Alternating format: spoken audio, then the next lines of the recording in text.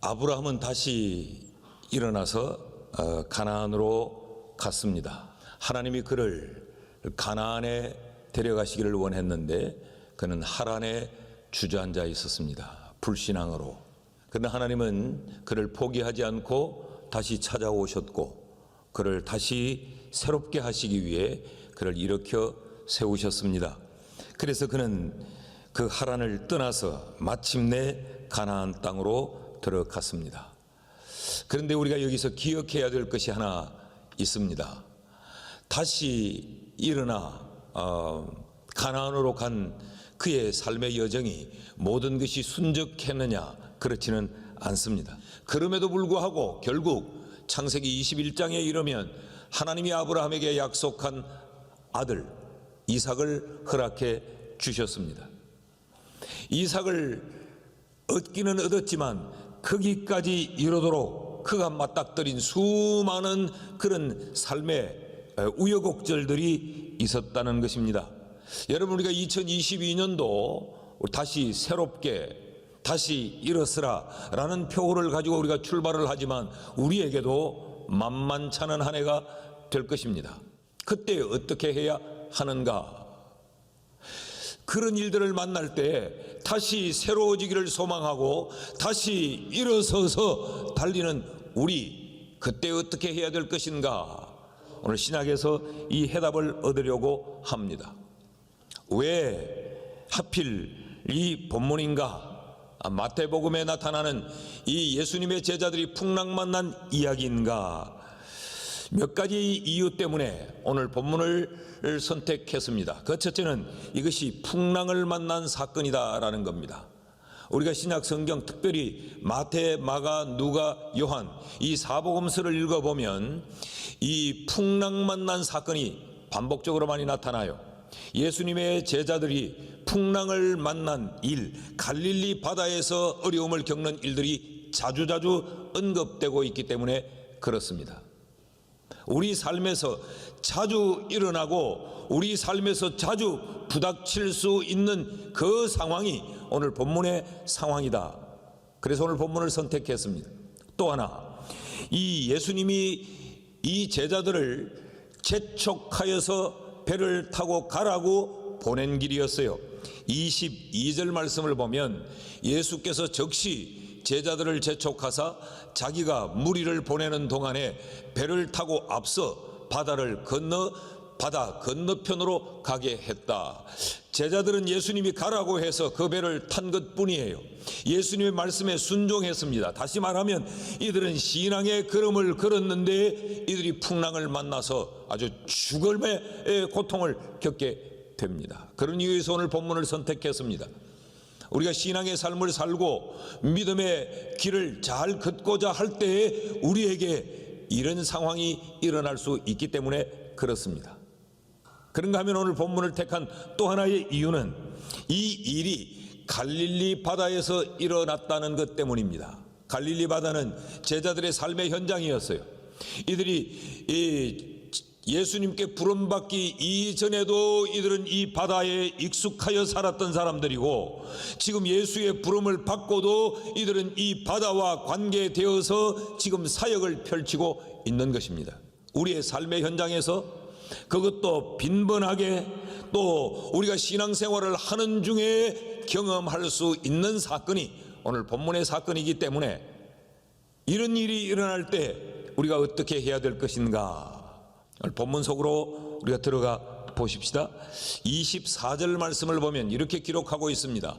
배가 이미 육지에서 수리나 떠나서 바람이 거스름으로 물결로 말미암아 고난을 당하더라.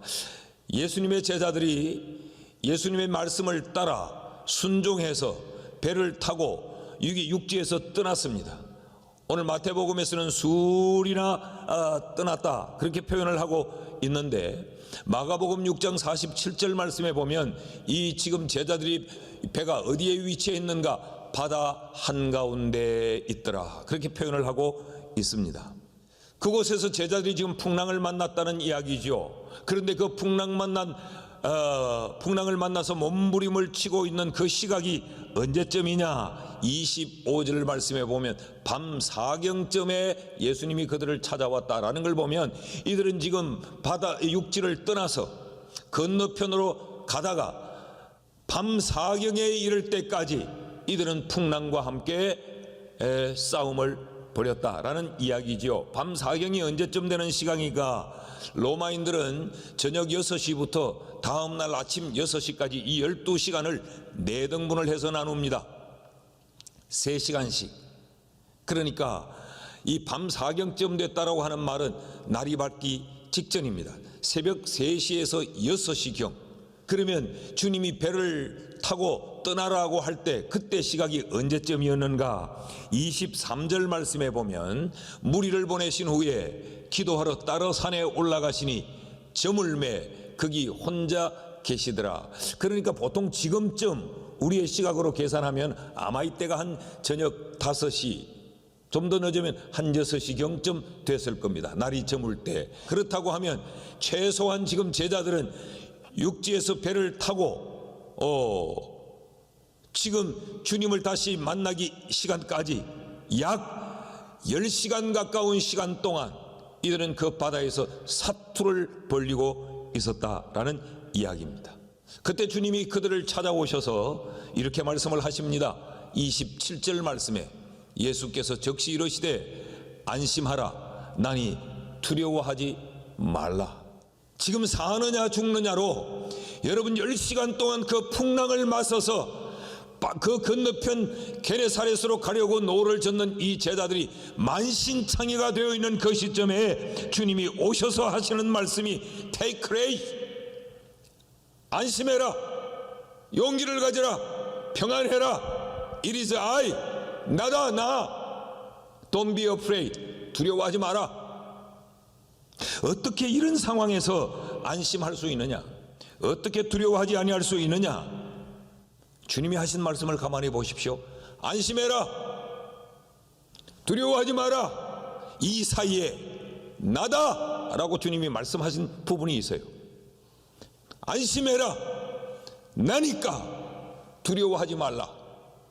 여러분, 우리가 평안과 두려움을 이길 수 있는 우리의 안녕과 우리가 평강을 가질 수 있는 이 사이에 주님이 계시면 어떤 상황이라도 두려워하지 않고 안심할 수 있다는 말씀이죠.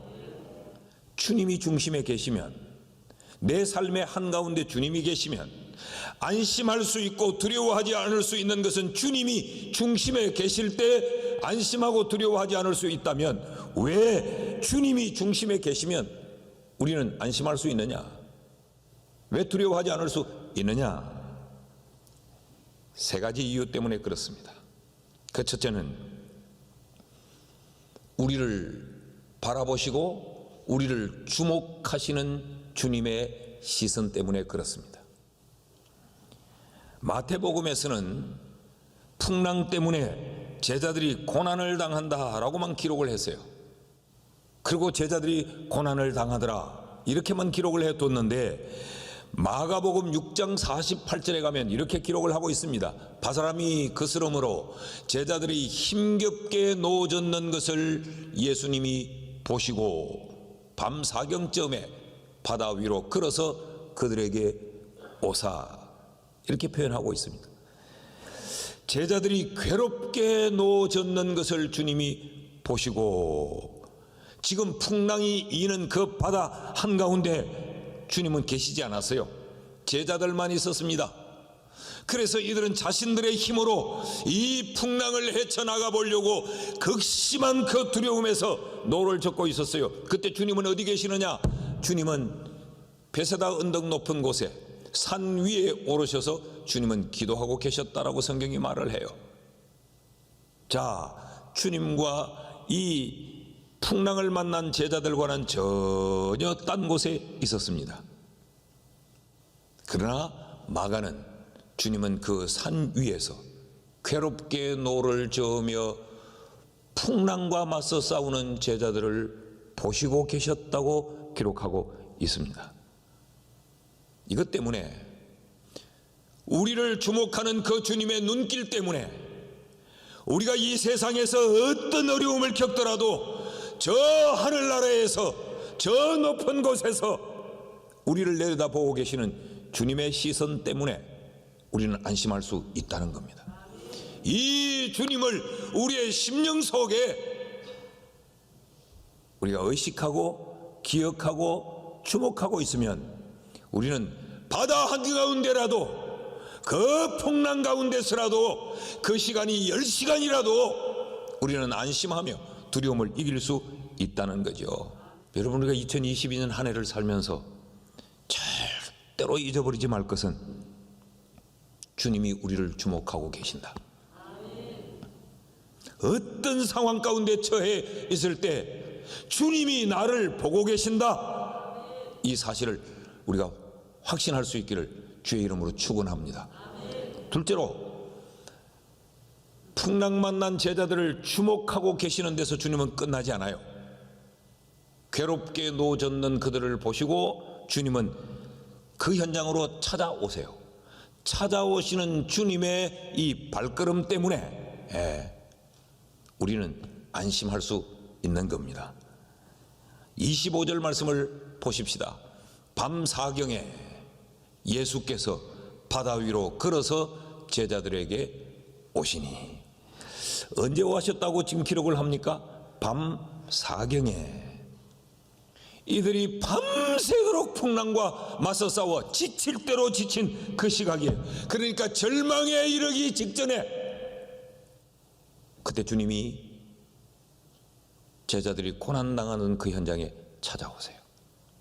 이 말을 바꾸어 말하면 새로운 희망의 날이 밝아오기 이전에, 새롭게 밝아올 그날이 어제의 고통당하던 날로 이어지지 않도록 새날이 밝아올 그 시각에 주님은 고난의 현장으로 찾아오셔서 해결해 주십니다. 이 주님이 그 고난의 현장에 직접 찾아오시는 주님의 이 발걸음 때문에 주님은 제자들에게 안심하라, 나다, 두려워하지 말라라고 지금 말씀을 하고 계시는 겁니다. 여러분, 우리는 이때를 잘 알지 못해요. 우리는 주님이 오실 때가 언제인지를 잘 알지 못해요. 그러나 분명한 것은 주님은 반드시 오신다는 겁니다. 문제의 현장에 반드시 오신다는 겁니다. 새로운 날이 이르기 전에 반드시 오신다는 거예요. 절망이 깊어 이제는 완전히 우리가 절망의 나락에 떨어지기 그 전에 주님은 반드시 오신다는 겁니다. 그래서 그 주님께서 안심하라, 두려워하지 말라라고 말씀을 하는 거예요. 우리가 잘 아는 요한복음에 베데스다 연못가에 38년 된 병자, 그는 38년 동안 질병에 묶여 있었어요. 혹시라도 이 베데스다 연못에 물이 막 끓어오를 때 먼저 들어가면 누구라도 낫는다고 하는 이야기 때문에 한번 나아볼 수 있을까 하고 그 연못가에 머물러 있었습니다. 근데 예수님이 오셨을 때 이 사람의 대답이 뭐였습니까? 나를 저 못에 넣어줄 사람이 없나이다. 그 주변에 사람들이 얼마나 많았는지 몰라요. 얼마나 많은 병자들이 있었고 오고 가는 사람들이 얼마나 많았는지 몰라요. 그런데 나를 저 못에 넣어줄 사람이 없나이다, 이 말은 절망을 표현하고 있는 겁니다. 그런데 그 절망을 쏟아놓는 그 시각에 주님이 찾아오셔서 자리를 들고 일어나 걸어가라고 그를 다시 새롭게 살려주셨습니다. 여러분, 이 한 해를 살아가면서 우리도 갈릴리 바다와 같은 삶의 현장에서 전혀 예상하지 못했던 일들을 믿음의 길을 걸으면서도 만날 수 있습니다. 그 풍랑이 얼마나 깊든지 간에, 그 고통의 시간이 얼마나 길든지 간에 우리가 반드시 하나 기억해야 될 것은 주님이 찾아오실 때가 있다. 자, 그런데 언제 오느냐? 밤 사경에 오셨는데 어떻게 오시느냐? 바다 위를 걸어서 제자들에게 오시니 라고 말해요. 바다 위를 걸어서 오셨다. 여러분, 이 표현이 얼마나 기가 막힌 표현이에요. 주님이 기적의 주님이다라는 것 때문에 기가 막힌 것이 아니고 이 바다 위를 걸어오셨다는 것, 이 바다가 어떤 바다입니까? 제자들에게 고통을 주고 있는 바다입니다. 제자들에게 몸서리치도록 어려움을 가져다 주고 있는 바다입니다. 주님이 걸어오셨던 그 바다는 제자들이 겪고 있는 문제의 바다였어요. 그런데 주님이 그 바다 위를 걸어서 오셨더라. 두려움의 바다, 불안의 바다, 고통의 바다, 해결할 수 없는 바다. 그런데 주님은 그 제자들의 불안을 밟고, 제자들의 그 두려움을 밟고, 제자들의 그 고통을 밟고, 제자들의 그 힘든 어려움을 주님은 발로 밟으시면서 제자들에게 찾아오셨어요. 여러분, 믿으십니까? 이분이 우리의 주님이세요. 여러분, 성경은 말합니다. 예수님은 풍랑도 밟으실 수 있는 분으로, 주님은요 우리의 질병도 밟으실 수 있습니다. 주님은 우리의 가난도 밟으실 수 있습니다. 주님은 귀신도 주님은 밟으실 수 있습니다.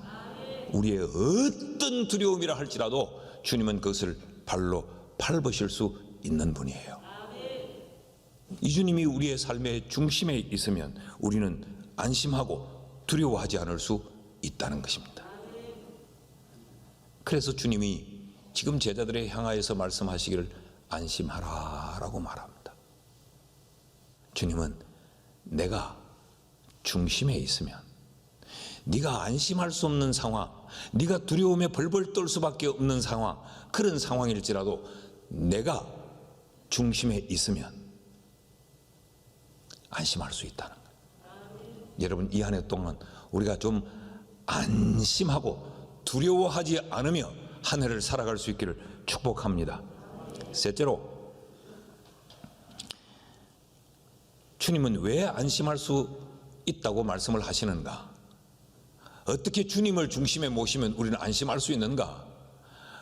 풍랑 만난 우리를 주목하는 주님의 시선 때문이고, 그 풍랑을 밟고 오시는 주님의 걸음 때문일 뿐만 아니라 풍랑에서 우리를 구원하시는 주님의 손길 때문입니다. 자, 바다 위를 주님이 걸어오세요.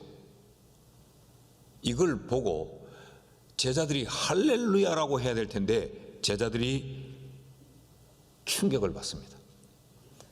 제자들이 거의 패닉 상태에 빠져버리고 말아요. 26절 말씀을 보면 제자들이 그가 예수님이 바다 위로 걸어오심을 보고 놀라 유령이라 하며 무서워하여 소리를 지르거늘. It is ghost. 주님이 오시는데도 이들이 조금 전에 그 베세다 들판에서 떡 5개와 물고기 2마리로, 요즘 말로 하면 햄버거 하나 콜라 한 병으로 그 수천 명을 먹이고도 한 2만여 명에 가까운 이들을 먹이고도 남았던 그 기적을 조금 전 봤어요. 오늘 낮에 봤단 말이죠. 오늘 오후에. 그런데 그 밤에 풍랑을 만나고 있다가 주님이 풍랑을 밟고 오시니까 유령인 줄로 여겼더라.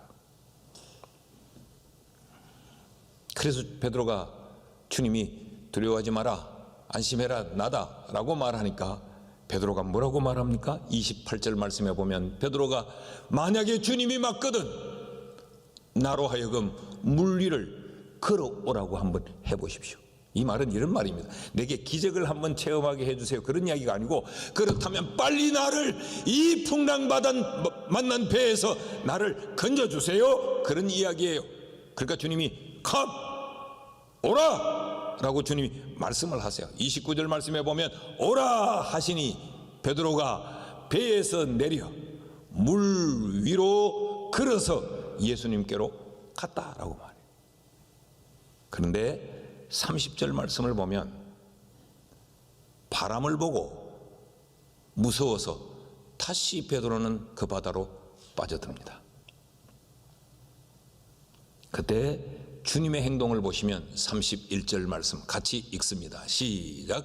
예수께서 즉시 손을 내밀어 그를 붙잡으시며 이르시되 믿음이 작은 자여 왜 의심하느냐. 여기 적시라고 하는 말은 우리식의 표현을 빌리면 손살같이 그런 이야기입니다. 적시, 주님이 손을 내밀어 손을 뻗었다는 말이에요. Reach out to his hand. 그의 손을 주님이 내밀었다. 그리고 물속으로 빠져드는 베드로의 손을 잡고 그를 끌어올리십니다. 이 주님 계시기 때문에 물에 빠져드는 상황이라도, 배가 뒤집어 엎어지는 상황이라도 안심할 수 있다는 겁니다. 여러분, 이 한 해 동안 주님이 우리가 어떤 상황에 이르든지 간에 주님은 그냥 우리를 내버려 두지 않아요. 우리를 주목하고 계시고, 그리고 우리를 찾아오시고 손을 내밀어 우리를 그 상황에서 건져 주십니다. 그리고 이어지는 32절 말씀을 보십시오. 배에 함께 오름에 바람이 그치는지라. 자, 안심하라고 말씀하시는 이 주님, 우리가 우리의 삶의 중심에 모셔야 할 이 주님, 이 주님은 우리를 주목하시는 주님이요, 우리를 찾아오시는 주님이요, 우리를 구원하시는 주님이시죠. 그럼 어떻게 해야 되나? 중요한 것은 우리의 시선입니다. 주님을 보면 문제를 밟고 일어설 수 있습니다. 그런데 바람을 보면, 문제를 보면 바다에 빠지게 됩니다. 베드로가 주님이 오라고 했어요. 이 말은 지금 주님이 베드로를 이미 구원했다는 이야기입니다. 건져냈다는 이야기예요. 그런데 그 문제를 밟고 그렇게 밤새도록 고통스럽게 만들었던 그 문제를 베드로가 지금 발로 밟았어요. 그리고 물 위를 걸어가요. 그런데 베드로가 다시 물속으로 빠져드는 이유가 뭐냐? 바람을 봤기 때문에. 30절 말씀을 같이 읽을까요? 시작. 바람을 보고 무서워 빠져가는지라 소리질러 이르되 주여 나를 구원하소서 하니. 여러분, 베드로는 갈릴리 바다에서 잔뼈가 굵은 사람입니다. 그런 베드로는 지금 그들 앞에 일고 있는 이 바다의 맞바람이 얼마나 무서운가를 그는 잘 알고 있었어요. 무슨 이야기입니까? 베드로가 경험을 붙들었다는 이야기입니다. 신앙으로 출발했어요. 주님이 오라! 라고 하니까 주님이여 이 물 위를 내가 어떻게 건나이까? 그러지 않았어요. 배에서 내려. 여러분 상상해 보십시오. 그 풍랑이 있는 그 바다에 발을 내밀고 물 위에 들어선다는 게 믿음으로 걸었어요. 믿음으로 걷기는 했으나 그의 경험을 붙잡으니까 그는 그 바다로 빠져들어 버렸어요. 여러분, 우리에게 제일 경계해야 될 믿음의 적이 뭐냐? 우리의 경험입니다. 내가 문제를 바라보고 내 경험을 대입시키면 우리는 헤어나지 못합니다. 주님을 보면 풍랑을 밟을 수가 있습니다. 주님을 바라보면 그 문제 속에서, 그 고통의 자리에서 빠져나올 수가 있습니다. 주님을 바라보면 질병도, 가난도, 문제도, 갈등도, 고통도, 환난도, 그 어떤 상황이라도 주님을 보면 우리는 빠져나올 수가 있습니다. 주님은 우리에게 주님을 어떤 상황에서도 주님만 바라보는 믿음을 가지기를 원하고 계세요. 왜 의심하느냐? 믿음이 작은 자여 라고 말씀하고 있습니다. 말씀을 맺습니다. 여러분, 이 한 해 동안 우리의 시선을 주님께 고정시킵시다. 풍랑은 입니다. 한 번만 이르는 것이 아니고 자주 출렁거릴 거예요. 사람이 이 땅에 살아가는데 어떻게 풍랑을 만나지 않을 수 있습니까? 바다 위를 가는데 어떻게 바닷바람을 만나지 않을 수 있습니까?